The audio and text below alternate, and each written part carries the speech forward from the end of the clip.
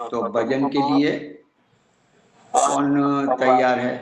हाँ जी, हमारे विदेश से, प्रदेश से प्रवीणा बहन जी ऑस्ट्रेलिया से भजन गाएंगे, बाद में आशीष जी गाएंगे माता जी। तो पहले प्रार्थना।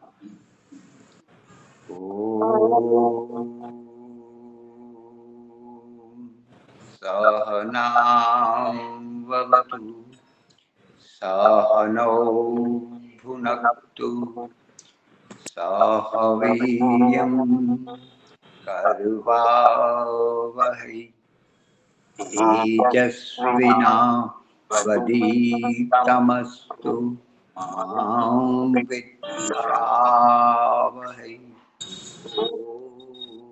शांति शांति शांति। सर्वेभ्यो नमः। सबको सादर नमस्ते जी।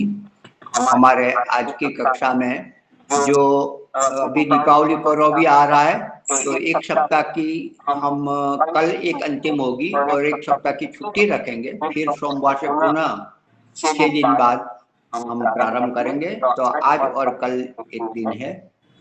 तो पहले भजन के लिए प्रवीणा जी आप लीजिए। सभी को सादर नमस्ते जी।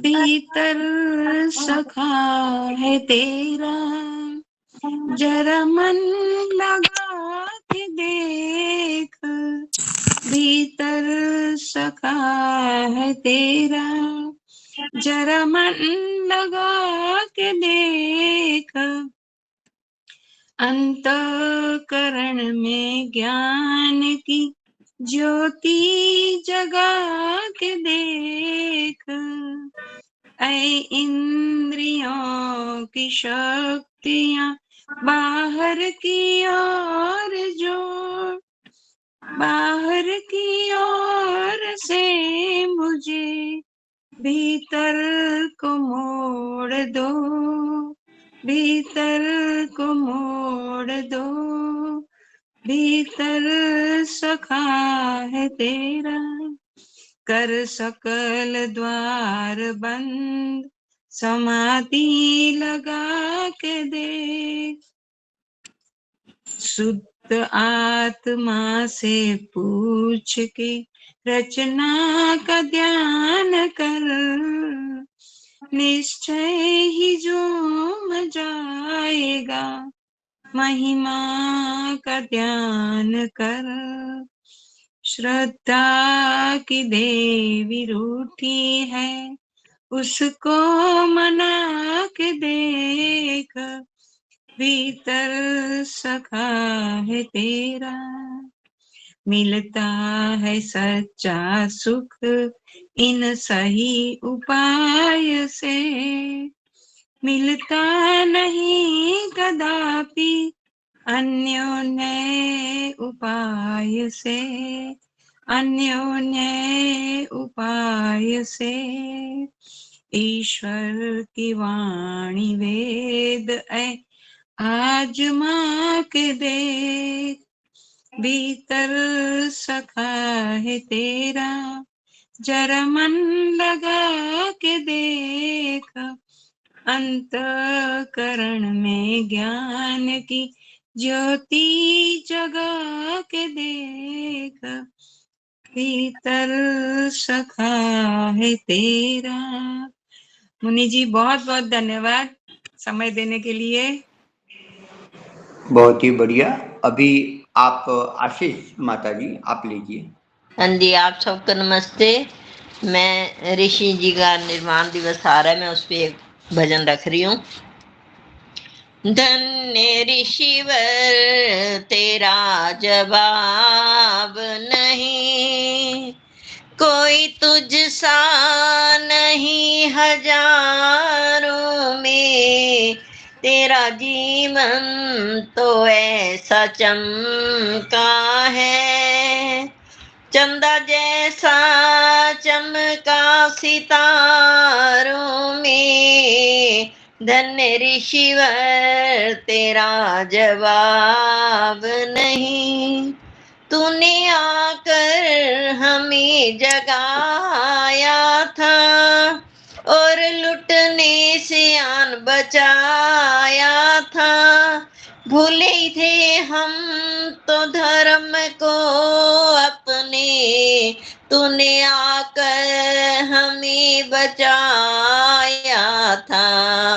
रोज पाखंडी लूटते थे हमें, हम लुटते थे लग कतारों में। ऋषिवर तेरा जवाब नहीं, ये बगीचा जो यहाँ मुरझाया था, बागबान तो इसका आया था। सूखी हर डाल थी इस गुलशन की, तेरे आने से ये लहराया था। तेरे आने से पहले पतझड़ था, तूने बदला इसे बहारों में। ऋषिवर धन्य ऋषिवर तेरा जवाब नहीं, कोई तुझ सा नहीं हजारों में। तेरा जीवन तो ऐसा चमका है, चांद चमके जो सितारों में। धन्य ऋषिवर तेरा जवाब नहीं। नारी शिक्षा पे जो झगड़ते थे, पाप कह कर के रोज लड़ते थे। लड़कियों को नहीं पढ़ाते थे और लड़के तो सबके पढ़ते थे। तेरी बातों में ऐसा दम था ऋषि, आया बदलाव इन विचारों में। धन्य ऋषिवर तेरा जवाब नहीं, चांद के मुख पे तो धब्बा है, मगर तेरे जैसा कोई नजर नहीं है। आए जितने भी सुधारक है मधुर, ऋषि जैसा न थोई उनसे रहबर। तेरे जीवन में कोई दाग नहीं, कोई तुझ सा नहीं हजारों में। धन्य ऋषिवर तेरा जवाब नहीं, कोई तुझ सा नहीं हजारों में। तेरा जीवन तो ऐसा चमका है, चांद चमके जो सितारों में। ऋषिवर तेरा कोई जवाब नहीं। हजारों ऋषि हुए हैं पर स्वामी दयानंद जा ऐसा दयालु ऋषि नहीं हुआ, जिनको जहर, पत्थरें, खंजर तक, लाठियां तक भी उन्होंने सही, फिर भी अपने मुख से कुछ नहीं बोले। जहर के प्याले तक देते गए, आखिरी में भी वो जहर से ही मरे। पर उनका इतनी उदारता थी कि उन्होंने जगन्नाथ को भी माफ कर दिया। ऐसे हमारे ऋषि थे। बोलो स्वामी दयानंद की जय। बहुत सुंदर। ऋषिवर तेरा जवाब नहीं, धन्य है ऋषिवर तेरा कोई जवाब नहीं। बहुत ही सुंदर। तो अभी हमारे आज का वक्ता श्रुति जी है, उनको हम सुनेंगे। जी आमंत्रित है। सभी आर्यजनों को सादर नमस्ते।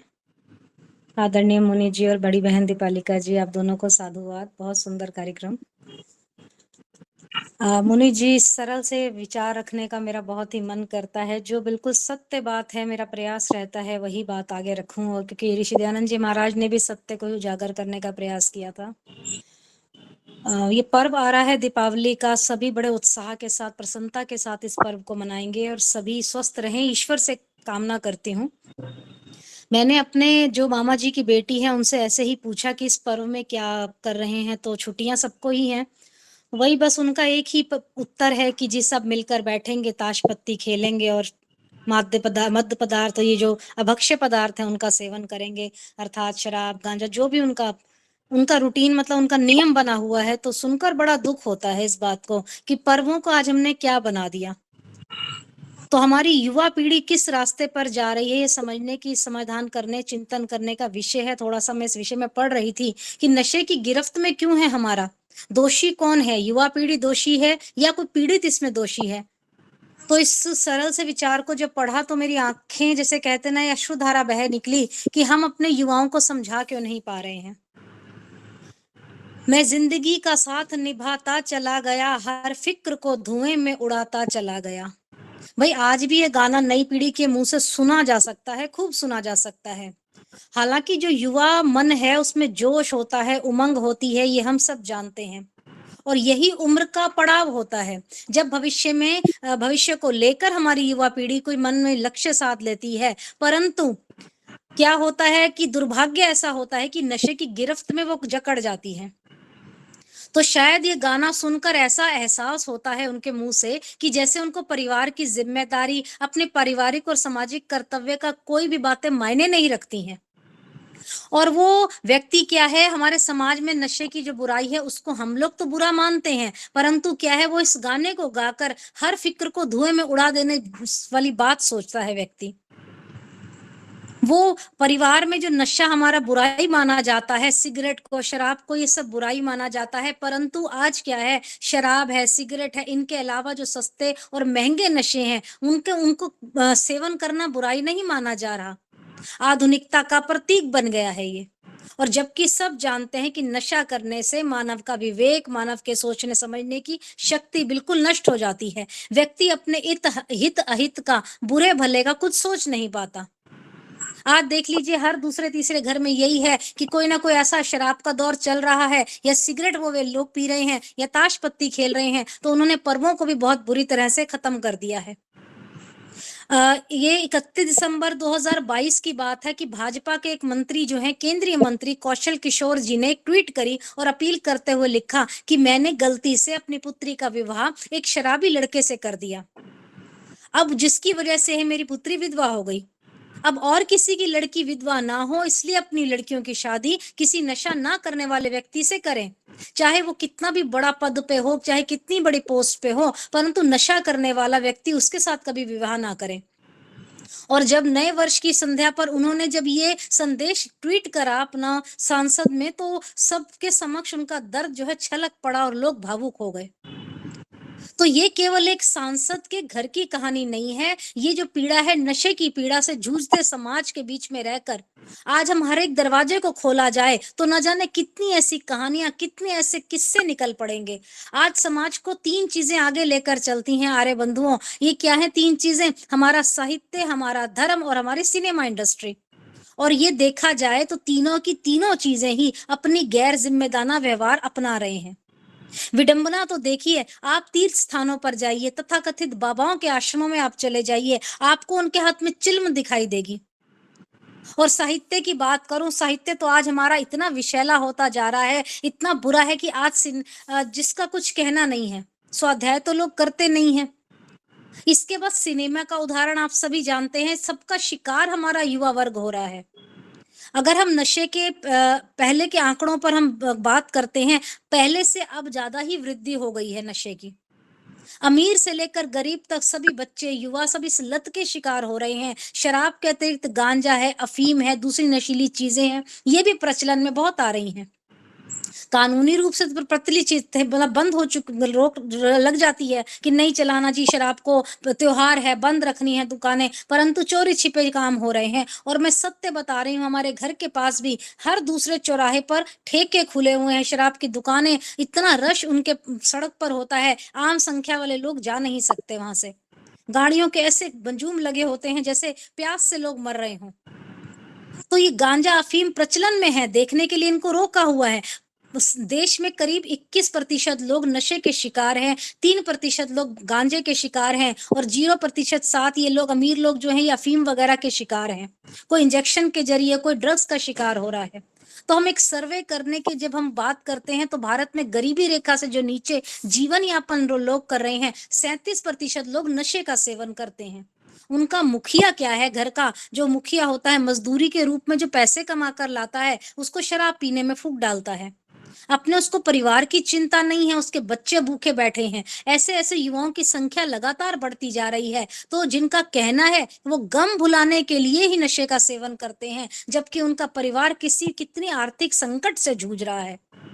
बहुत ऐसे लड़के हैं जिनके मुंह से सुना जाता है, अजी हम लोग थके आते हैं, थकान उतारने के लिए पीते हैं। कोई कहता है अपने गम को भुलाने के लिए पीते हैं। कोई तो ऐसे ऐसे हमारे भाई बंधु हैं जो ये कहते हैं कि बिना पिए उनको नींद नहीं आती है या बिना पिए भोजन नहीं कर सकते हैं। तो बहुत सारी ऐसी बातें हैं जो कहना मुझे आर्य समाज के मंच पर कहना मुझे थोड़ा बुरा सा भी लगता है, परंतु ये विकट स्थिति है जिसके लिए स्वामी दयानंद जी महाराज ने भी हमें बहुत समझाने का प्रयास किया।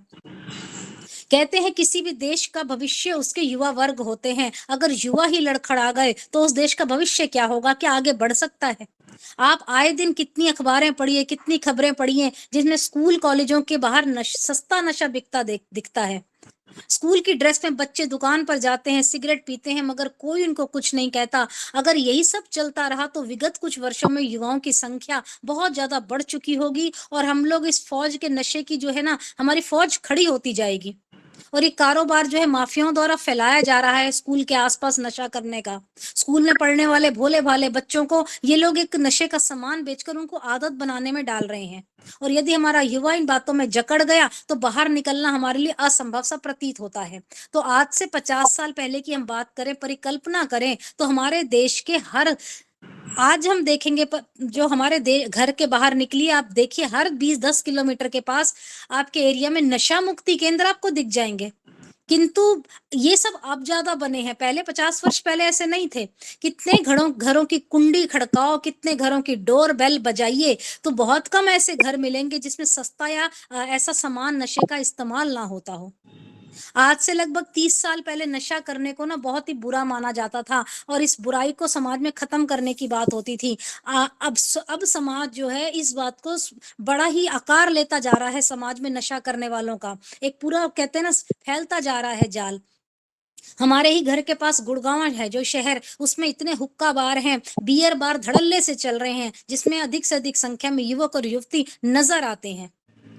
किसी का जन्मदिन हो तो ये सब हो रहा है, किसी घर में कोई पार्टी है, सब कुछ यही हो रहा है। कोई पर्वों का महत्व नहीं है, कोई चरित्र, कोई आदर्श को लोग देखते नहीं है। क्या लोगों की सोच हो गई है, सिर्फ दिखावा करना कि हम इतना खा पी सकते हैं, यही हमारे जीवन में रह गया है। आज देखा देखी समाज में युवा युवती, किशोर ही नहीं, कम उम्र की लड़कियां बियर और सिगरेट का इतना चलन हो चुका है। और ऐसे ऐसे परिवार हमें मिलते हैं जो ये कहते दिखेंगे कि इन सब बच्चों को हम बचाने के लिए तो घर में हमने टेलीविजन नहीं लिया जी, हम तो मोबाइल भी नहीं दे रहे हैं, हम तो कंप्यूटर दिलवा दिए ताकि उस पर काम करें। पर बच्चे कहाँ तक बचेंगे? अब सरकारी मतलब ये जो टीवी में अगर हम कोशिश करें टीवी ना खरीदें, मोबाइल उनको पर इंटरनेट उनको कहाँ तक बचा पाएगा? और फिल्मों की भूमिका तो आपने सबने देख ही ली है। फिल्मों में कितनी अश्लील बातें, नशाखोरी की बातें, कैसे हम उन बुराइयों को भूल सकते हैं? जो सिगरेट पीना स्वास्थ्य के लिए हानिकारक नीचे लिखते हैं, उसके बावजूद भी हिंदी पर्दे पर धुएं की तरह उड़ा रहे हैं। किसी को कोई शौक है तो किसी को कोई तनाव है, किसी को गम है तो कोई खुशी से पी रहा है। मतलब मैं बता नहीं सकती, जो हमारे परिवार में भी कई ऐसे भाई बंधु हैं जो दैनिक उनका नियम है। पिछले कुछ सालों में मनोचिकित्सक इस बात को मानते आए हैं कि नशे के दृश्य जो है ना अक्सर हमारे दिमाग पर हावी हो जाते हैं। धूम्रपान व्यक्ति के चरित्र में विशेष रूप से एक भूमिका निभा रहा है कि वो जैसा देखता है व्यक्ति वैसा करने लग जाता है। आज भाग दौड़ वाला जो जीवन आज आर्य बंधुओं हो गया है हमारा, उसमें यदि माता पिता अपने युवा बच्चों की ओर ध्यान नहीं देंगे तो परिणाम हमारे सामने भोगने को आ रहे हैं। और हम परिणाम को देखकर उदाहरण इन बातों से बच नहीं सकते हैं। सब पता है हमारे को, उसके बावजूद भी हमारा प्रयास अधूरा है। हम कोई ऐसा परिवार गिनवाते जहां ऐसे नशे के काम ना हो रहे हों, तो हमारे को एक आंदोलन खड़ा करने की आवश्यकता है। अब जहां एक बेटा है तो किसी की बेटी कोई ना कोई किसी न किसी नशे की लत में लगा ही हुआ है। तो इसके लिए हमारे को क्या करना है? हम सोचते हैं कि हमारे बच्चे जवान हैं, कुछ भी कहें जी हम टोकेंगे नहीं। हमारे बच्चे आज अपनी मर्जी से जी रहे हैं। तो युवा वर्ग है हमारे पास, हमारे परिवार में है। वो युवा जो होता है परिवार का सहारा नहीं होता, वो समाज का, राष्ट्र का रक्षक भी होता है। आज का युवा ही कल का आईएएस बनेगा, कल का डॉक्टर बनेगा, जज बनेगा, इंजीनियर बनेगा, पुलिसकर्मी बनेगा, राजनेता हो या सेना में भर्ती हो, वैज्ञानिक हो, वही तो बनेगा। इतना ही नहीं, वो कल को माता पिता भी तो बनेगा। आज वो यदि नशे की जकड़ में रहा तो फिर वो आगे कैसे राष्ट्र का भविष्य साबित कर पाएगा। और वो समाज में, राष्ट्र में यही काम करता रहेगा तो भयानक कल्पनाएं आप सोच के देखिए क्या क्या वो कार्य कर सकते हैं। अभी 31 दिसंबर 2012 में जब ऐसा हुआ कि लड़कों ने नशे में लड़की को 12 किलोमीटर दूर तक घसीटते हुए अपनी गाड़ी से दबा के लेके चले गए, क्योंकि उनको नशे में पता नहीं लगा वो क्या कर रहे हैं। अब ऐसी इनके विरुद्ध यदि जन जागृति नहीं पैदा की गई तो एक ऐसा दिन आएगा कि हमारे समाचार पत्रों में, टीवी में यही सब बातें ही हमारी खबरों से भरा पड़ा होगा। तो और हमें निशब्द होकर कहना पड़ेगा कि काश समय रहते हमने किसी घर की कुंडी खड़काई होती, किसी घर की डोरबेल बजाई होती, तो आज ये दिन देखना नहीं पड़ता। ऋषि दयानंद जी महाराज का निर्वाण दिवस हम मना रहे हैं, दीपावली पर्व इतना सुंदर हम मना रहे हैं, उनसे प्रेरणा हम ले रहे हैं, उनके बताए वेद मार्ग पर हम चल रहे हैं। तो उनकी गौ करुणा निधि पुस्तक उठा के पढ़िए, उसमें उन्होंने बड़ा ही सुंदर लिखा है कि मनुष्य मद्यपान करने से, जो करता है व्यक्ति, उससे व्यक्ति क्या है, अकर्तव्य कर्म करता है, कर्तव्य कर्म से दूर हो जाता है, विपरीत कर्म करने लग जाता है, व्यक्ति मांसाहारी हो जाता है, उसके अंदर कई सारे बुराइयां उसके अंदर उत्पन्न हो जाती हैं, कई सारे विकार उसके अंदर आ जाते हैं। इसलिए मद्य पदार्थों का, द्रव्य पदार्थों का ऐसों का सेवन नहीं करना चाहिए। और उन्होंने सत्यार्थ प्रकाश में बड़ा सुंदर लिखा है कि ये अफीम, गांजा, ये जो अभक्ष्य पदार्थ हैं, जो बुद्धि का नाश करने वाले हैं, उनका सेवन कभी ना करें। हमारे पास समय नहीं है पुस्तक उठा के पढ़ने का, हम तो केवल जीव बच्चों के हिसाब से चला रहे हैं। जी ठीक है, मॉडर्न जमाना है, क्या कर सकते हैं, हमारी मानते नहीं है, हमारी सुनते नहीं है, परंतु प्रयास तो हम करें, चिंतन तो करें। आखिर हमारा देश नशे के कारोबार की तरफ इतना क्यों बढ़ चुका है? भारत में नौजवान जो है, दुनिया भर के और भी नौजवान जो है, इसको रोकने का कार्य क्यों नहीं कर रहे? इससे क्या है, हमारे भारत का भविष्य कमजोर हो रहा है। कहीं भविष्य समाप्त कर देने का षड्यंत्र तो नहीं है? कहते हैं ना, किसी को यदि बर्बाद करना हो, किसी का घर, तो एक युवा को नशे की लत लगवा दीजिए और कुछ भी करने की जरूरत नहीं हो, घर अपने आप बर्बाद हो जाएगा। खुद ही जमीन बेचेगा, जायदाद बेच देगा, पैसा, अपना शरीर, अपना परिवार, सब कुछ बर्बाद करने के लिए पर्याप्त है। सोचिए, जब नशे से एक परिवार समाप्त हो सकता है, तबाह हो सकता है, तो हमारा समाज, हमारा राष्ट्र क्यों नहीं हो सकता? वास्तविक षड्यंत्र को हमें समझना होगा। कहते हैं लड़ाई केवल दुश्मन के साथ सीमा पर नहीं है, आज हमारे घर घर, परिवार के अंदर भी लड़ाई लड़ी जा रही है। नशे के लिए अक्सर युवाओं को हम दोष देते हैं, वास्तव में केवल वो युवा दोषी नहीं है, वो पीड़ित भी हैं साथ साथ। असली दोषी तो वो हैं जो समाज में, राष्ट्र में इन बातों को समाप्त करने के लिए षड्यंत्र को फैला रहे हैं, समाप्त नहीं कर रहे हैं, युवा को नशे का आदी बना रहे हैं, वो दोषी हैं। तो पहले नशा बेचो, धन कमाओ, फिर किसी की जवानी बर्बाद करो, किसी का घर बर्बाद करो, बच्चा बलहीन हो जाए, बच्चे के अंदर शक्ति कम हो जाए, उसको फिर से दवाइयां बेचो, उसका स्वास्थ्य सही करने के लिए उसको फिर गलत रास्ते पर लेकर जाओ। आप देखिए, हमारी वास्तविक जो युवा पीढ़ी है इस दुष्चक्र में पड़ चुकी है। इस नशे की बात के षड्यंत्र को समझना होगा। ये पैसा उनका जो जा रहा है, किसकी जेब में जा रहा है, कौन से पैसों से दवाई, कौन सा सामान खरीद रहे हैं, ये सोचना भी हमें ही है। और ये एक हमारे देश में बहुत बड़ी समस्या बन चुकी है। इसका समाधान भी हमें स्वयं ढूंढना है। इसके समाधान के लिए हमारे को ऋषि दयानंद जी महाराज के बताए वेद मार्ग पर चलें, उनकी लिखी पुस्तक को हम पढ़ें, अपने बच्चों को, परिवार को, जो गतिविधियां हैं उनके साथ हो रही हैं, जो मेल जोल है, जो बच्चे कर रहे हैं, किसी से मिल रहे हैं, उनकी जानकारी हमें होनी चाहिए और उनको समझाने का प्रयास करें। नशे के विरुद्ध उनको बताएं कि क्या क्या शरीर के साथ हो सकता है, क्या क्या आपकी बुद्धि के साथ हो सकता है। इसके अलावा हम अलग अलग भाषण, प्रतियोगिताएं या कविताओं के माध्यम से लोगों को जागृत करें, सार्वजनिक जगहों पर जाकर उनसे प्रतिज्ञा करवाएं, क्योंकि हम बचेंगे तो देश को बचाने की भूमिका हमारी है। हम स्वयं ही इसमें लिप्त रहे तो हम क्या देश को बचाएंगे। और अधिक समझने के लिए हम स्वयं स्वाध्यायशील बने। हम दूसरों को तब समझाएंगे जब हम स्वाध्यायशील होंगे। हम इन सच्ची घटनाओं को जो देख रहे हैं, उन किस्सों को देख रहे हैं, युवाओं को समझाने के लिए हम प्रयास करें। केवल कहने से नहीं बात बनेगी, हम स्वयं करें, प्रतिज्ञा स्वयं ले कि कोई नशा हम नहीं करेंगे, ना ही अपने बच्चों को करने देंगे, ना ही पड़ोस में किसी बच्चे को करने देंगे। तो हम जितना संभव हो सके इस षड्यंत्र से अपने युवाओं को बचाएं, इस गुलामी की जंजीरों से युवाओं को निकालें, गुमनाम अंधेरे में जो हमारे युवा हो गए हैं उनको बाहर निकालें, और इस भारत को विश्व गुरु बनाने की और अग्रसर जो हमारा कार्य है उसको हम सरलता से चलने दें। तो हम ऋषि दयानंद जी महाराज का धन्यवाद करते हैं, जिन्होंने हमें जागृत किया, झकझोरा, और जिनकी वजह से आज हम लोग इस प्रकार के चिंतन को समझने का और दूर करने का जो बुराइयां हैं उनको प्रयास कर रहे हैं। तो आइए दयानंद जी महाराज का धन्यवाद करते हुए 2 पंक्तियां कहकर वाणी को विराम दूंगी। ऐ दयानंद तुम्हें मेरा 100 नमन, ऐ दयानंद तुम्हें मेरा 100 नमन, तुमने ही भर दिया खुशियों से ये चमन, तुमने ही भर दिया खुशियों से ये चमन, हम ऋणी हैं तुम्हारे सदा के लिए, हम ऋणी हैं तुम्हारे सदा के लिए,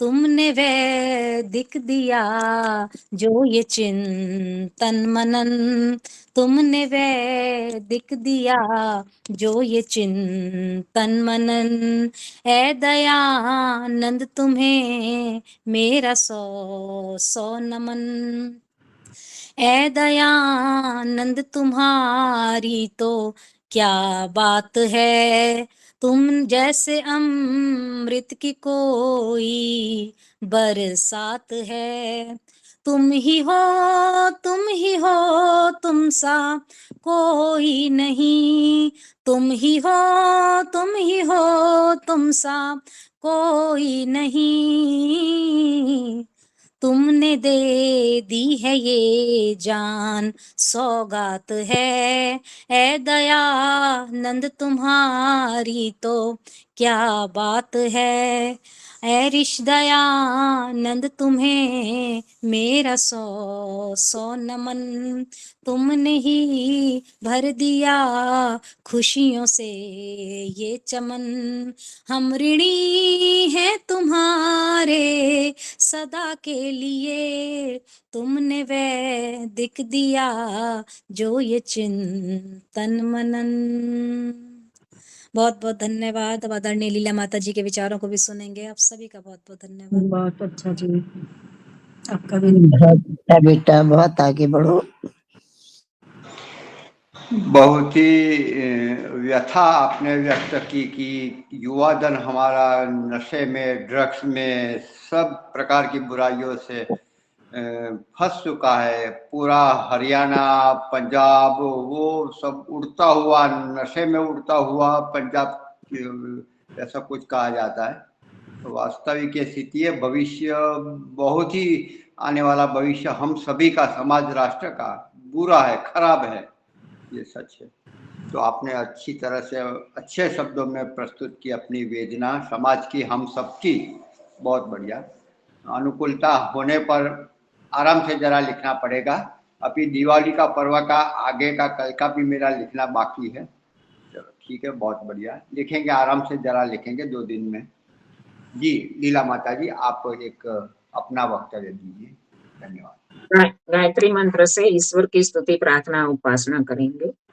ओम भूर्भुवस्सुः तत्सवितुर्वरेण्यं भर्गो देवस्य धीमहि धियो यो न प्रचोदयात्।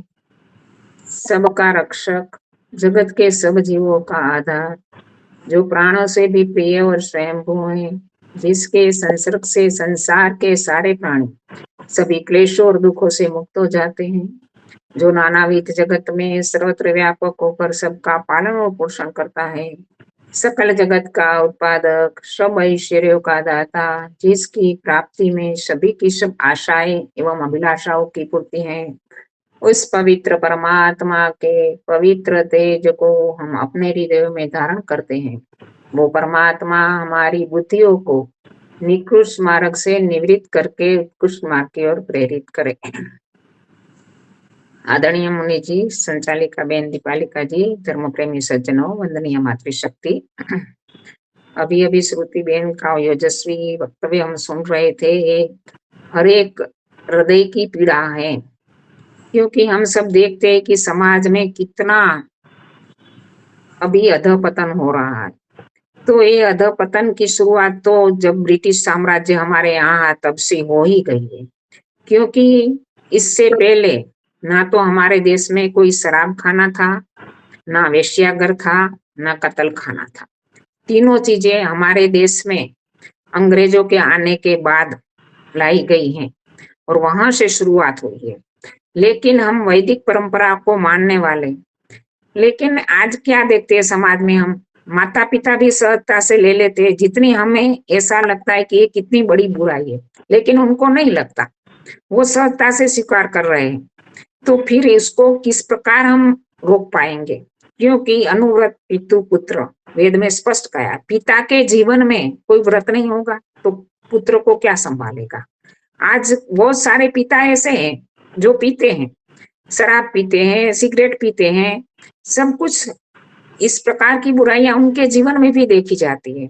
तो उनके पुत्र पुत्रियों के जीवन को हम कैसे बचा पाएंगे? इसलिए सबसे पहले तो एक प्रकार की जो मानसिकता बनी हुई है, उस मानसिकता को बदलने की आवश्यकता है। लेकिन ये जागृति पता नहीं कब आएगी। महर्षि दयानंद की तरह रोग तो बहुत बड़ा है, उपचार किया जा सकता है लेकिन बहुत कठिन है। तो हमें, मेरा आज का जो विषय है ये अभी मैं ले रही हूँ। मेरा विषय तो जल सिंचन के मंत्रों ऊपर चल रहा था। जल सिंचन के मंत्रों में हमने देखा था अदिति अनुमन्यस्व, अनुमते अनुमन्यस्व, सरस्वती अनुमन्यस्व, ओम देव सवित वाला जो चारों मंत्र थे वो पूर्ण हो गए थे। अभी आगे का है आगारा वाज्याहुति मंत्र। तो ये आगारा वाज्य भागाहुति मंत्र, तो इसमें 4 मंत्र हैं।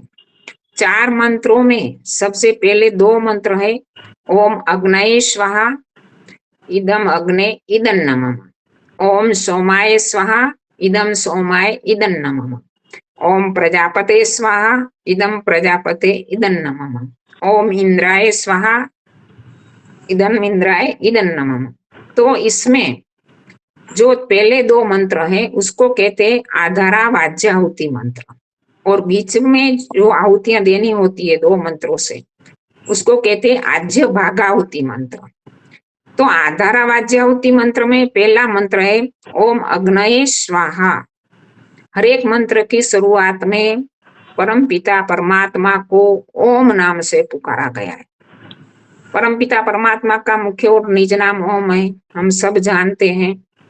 और परम पिता परमात्मा का ओम नाम से पुकारते हमें यही अनुभूति करनी है कि ईश्वर सर्व रक्षक है, क्योंकि ये ईश्वर का जो गुण है, अनेक गुण है ईश्वर के अंदर, सर्वव्यापक है, सर्वांतर्यामी है, अजर है, अमर है, अभय, नित्य, पवित्र, सृष्टिकर्ता, बहुत सारे गुण, सारे के सारे गुण इस नाम के अंदर समा जाते हैं। क्योंकि ईश्वर के जितने भी गुण हैं, सारे गुणों के माध्यम से हमारी रक्षा ही हो रही। चाहे न्यायकारी गुण हो, न्यायकारी से हमारी कर्मफलों की व्यवस्था ईश्वर चला रहा है, हमारी रक्षा हो रही है। सर्वव्यापक सर्वज्ञ होकर सारी सृष्टि का संचालन कर रहा है, सर्व अंतर्यामी बनकर हमें अंदर से नियंत्रण कर रहा है, हमें अंदर से सजाग कर रहा है। और परम पिता परमात्मा जो सृष्टि करता है, सर्वशक्तिमान है, जिसने इस सृष्टि के सारे पदार्थ बनाए हैं, फल है, फूल है, अनाज है, वनस्पतियां हैं, औषधियां हैं, सूर्य, चंद्र, ग्रह, नक्षत्र, पृथ्वी, जल, अग्नि, वायु, आकाश, सारे के सारे हमारी रक्षा के लिए है।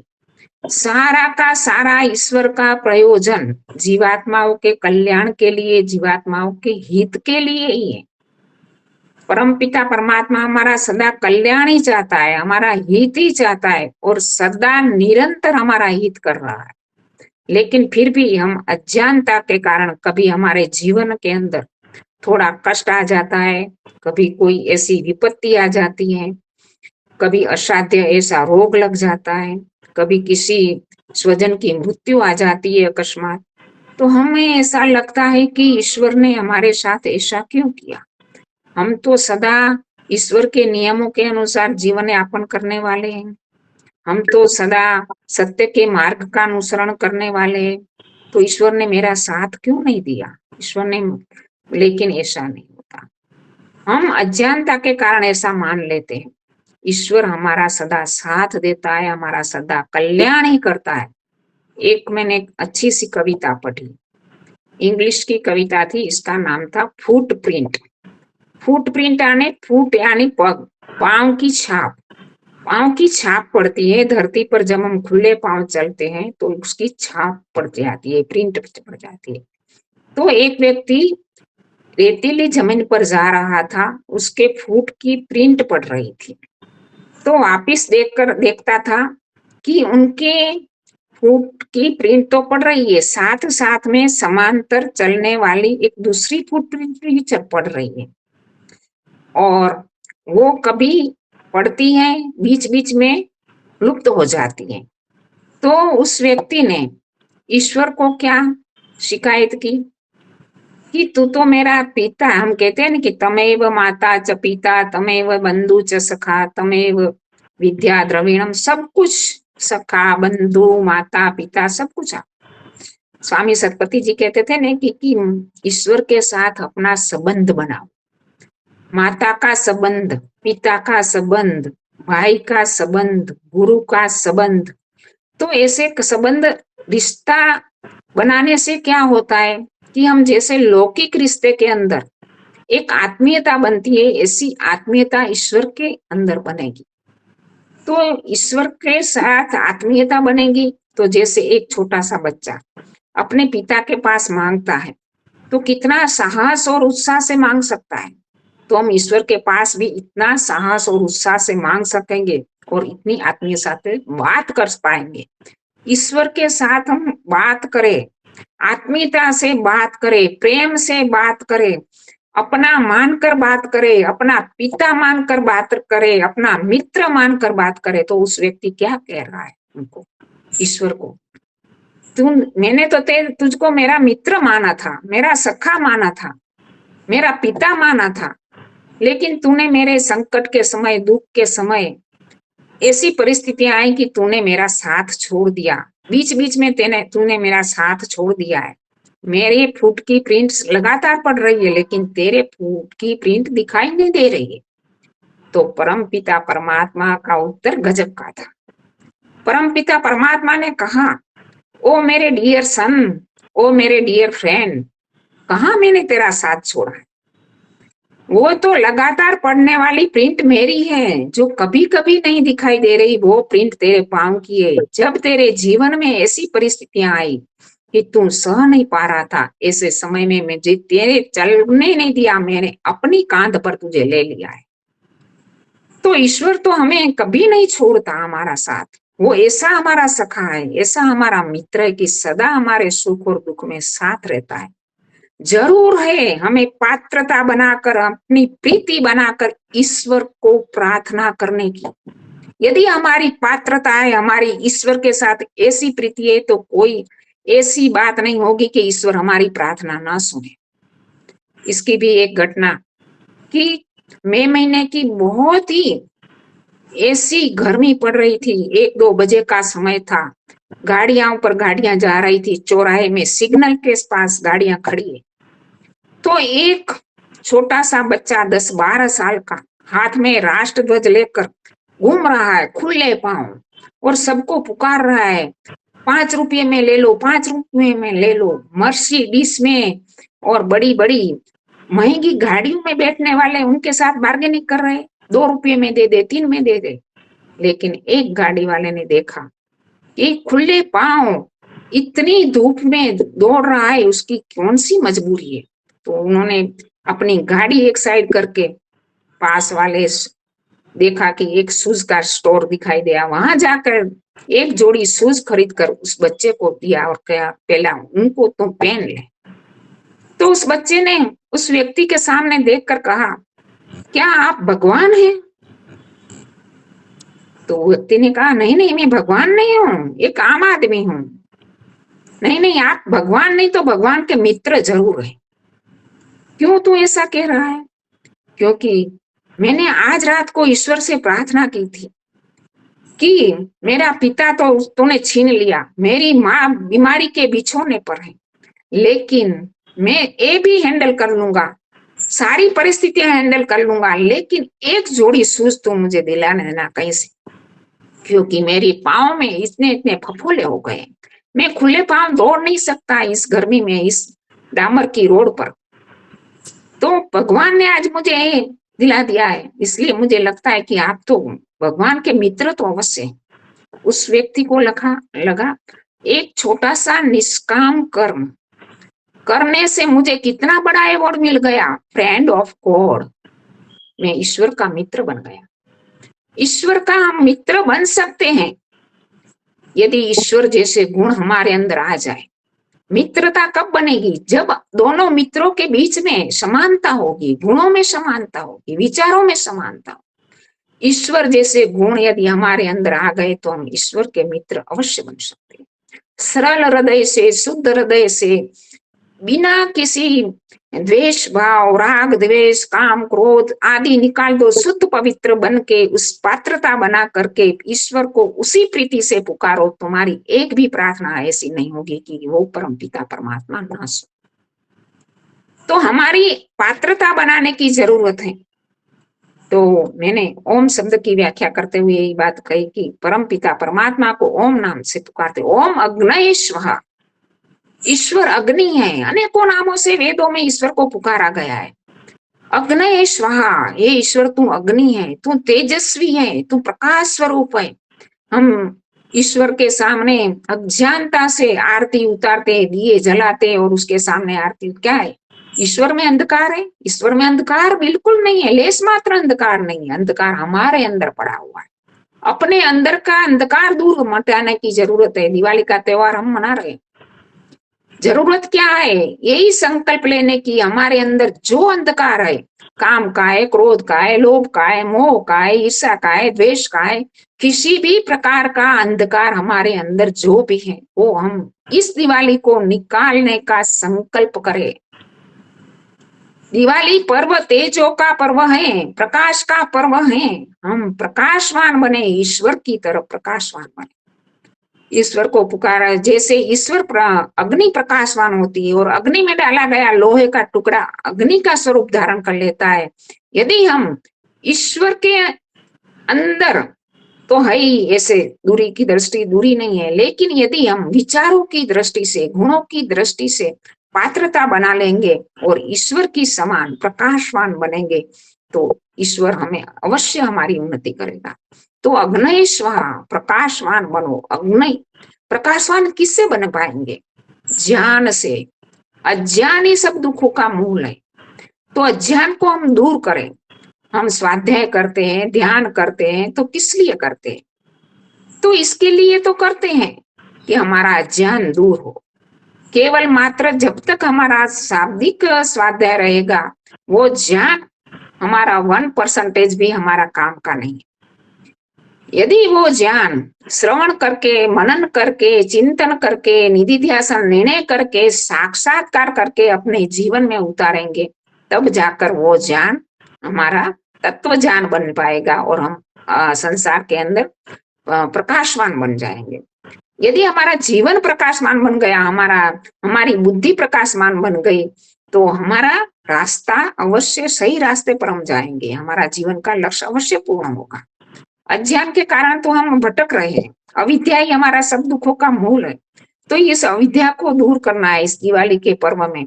तो दिवाली के पर्व का, प्रकाश का पर्व है। हमें संकल्प लेना है कि हमें इस अज्ञान को हम दूर करें। और अग्नये स्वाहा में क्या होता है? विद्या की प्राप्ति, ज्ञान की प्राप्ति करें हम जितना हो सके, क्योंकि ज्ञान तो अफाट है, अनंत है। और ऋषि भारद्वाज का एक कथानक आता है कि उन्होंने 4 बार 400 वर्ष का आयुष्य एक बार, क्योंकि ऋषि मुनियों का आयुष्य बहुत होता था, वो एक एक जीवन में 400 300 साल भी जी लेते थे। तो इस कथानक में बताया गया है कि 4 साल ऋषि भारद्वाज एक बार जीवन जिया, दूसरी बार मांगा, 4 बार उन्होंने 400 वर्ष का जीवन पाया। इसके बाद उनको पूछा गया कि आपने जितना ये जीवन, इतना लंबा जीवन आपने, ऋषि मुनि तो क्योंकि रीत है, रीत यानी सत्य, जो ऐसा सत्य जो कभी बदल नहीं सकता, ऐसे सत्य के संशोधन में अपना पूरा जीवन खपा देते हैं। तो ऐसे सत्य के ज्ञान की प्राप्ति में आपने 400 वर्ष का 4 बार का जीवन, 1600 वर्ष का जीवन में आपने कितना ज्ञान प्राप्त किया? तो उन्होंने मुट्ठी भर के बताया मिट्टी की, कि बस मैंने अनंत में से मुट्ठी भर प्राप्त किया है। तो ये ज्ञान कितना है? हम ज्ञान तो अनंत है, ईश्वर का ज्ञान अनंत है। परमपिता परमात्मा ने वेदों के माध्यम से हमारे जीवन और जगत के लिए जितना जरूरी है इतना ज्ञान हमें दिया है। इतना तो हम कम से कम हम प्राप्त करने का प्रयत्न करें। स्वाध्याय का एक पन्ना प्रतिदिन पढ़े, प्रतिदिन एक मंत्र पढ़े, उस पर विचार करे, चिंतन करे, मनन करे और साक्षात करे, तब जाके वो स्वाध्याय हमारा ज्ञान हमारा अंग बन पाएगा। और ज्ञान भी एकदम नहीं आता। तो ये मंत्र क्या बता रहा है? अग्नये स्वाहा, धारा बनाकर, हम घी की धारा बनानी है। पूर्व दिशा, पूर्वाभिमुख बैठा हुआ यजमान पश्चिम से उसकी धार बनाकर पूर्व की दिशा में ले जाता है। तो ये धारा बनाकर, घी की धारा बनाते हुए हमें एक अनुभूति करनी है कि ये ज्ञान की धारा निरंतरता ही हमें ज्ञान प्राप्त कर पाएंगे। क्योंकि ज्ञान, हम भौतिक ज्ञान भी बच्चे प्राप्त करते हैं, स्कूलों में कॉलेजों में जाते हैं, तो हम कितने 3 साल हुआ बच्चों को बिठा देते हैं स्कूलों में, और कहाँ तक पढ़ते हैं? जीवन का 25 वर्ष है, कभी 30 वर्ष जीवन का ज्ञान प्राप्ति में लगा देते, तो भी किसी एक विषय में निष्णात एक्सपर्ट बनते हैं। इंजीनियरिंग में गया तो मैकेनिकल में एक निष्णात बना, इलेक्ट्रिकल में बना, इलेक्ट्रॉनिक्स में बना, कंप्यूटर में बना, किसी भी एक विषय में निष्णात बनेगा। मेडिकल में गया तो किसी एक विषय का स्पेशल डॉक्टर बनेगा। इतने सारे वर्ष लगातार ज्ञान प्राप्ति में लगा दिए, एक दिन में नहीं आया ज्ञान। क्योंकि स्कूल प्रतिदिन जाना है, प्रतिदिन पढ़ना है, प्रति वर्ष वो परीक्षाएं देनी है, इसमें से गुजरना है, तब जाके ये ज्ञान प्राप्त होता है। ये लगातार तपस्या करनी पड़ती है। और हमारा जो अपराविद्या का ज्ञान है, पराविद्या और अपराविद्या दोनों, पराविद्या का ज्ञान है, वो भी इतना, इससे भी ज्यादा है, गहन है, गूढ़ है। उस ज्ञान को प्राप्त करने के लिए हम गुरुकुल में आज बच्चों को देखते हैं, संस्कृत पढ़ते हैं, अष्टाध्यायी रटते हैं, इसके बाद जो प्रथमावृत्ति है वो महाभाष्य तक निरंतर पढ़ते रहते। निरुक्त को पढ़ो, निघंटु को पढ़ो, महाभाष्य को पढ़ो, व्याकरण उसका बेज है मंत्रों को समझने का। तो व्याकरण पढ़ने के बाद उपनिषद को पढ़ो, दर्शनों को पढ़ो, कितना पढ़ो तब जाके ज्ञान इतना मिलता है।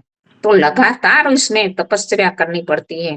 तो जो भी हम ध्यान में की कहते हैं ना, लोग आज कई शिकायत करते कि मैं इतने समय से ध्यान कर रहा हूँ, मेरी ध्यान में सफलता नहीं हो रही, पता नहीं क्यों ऐसा हो रहा है। लेकिन योग दर्शन का ऋषि क्या कहता है? सतो दीर्घ काल नैरंतर्य सत्कारो सेवित्यो दृढ़ भूमि।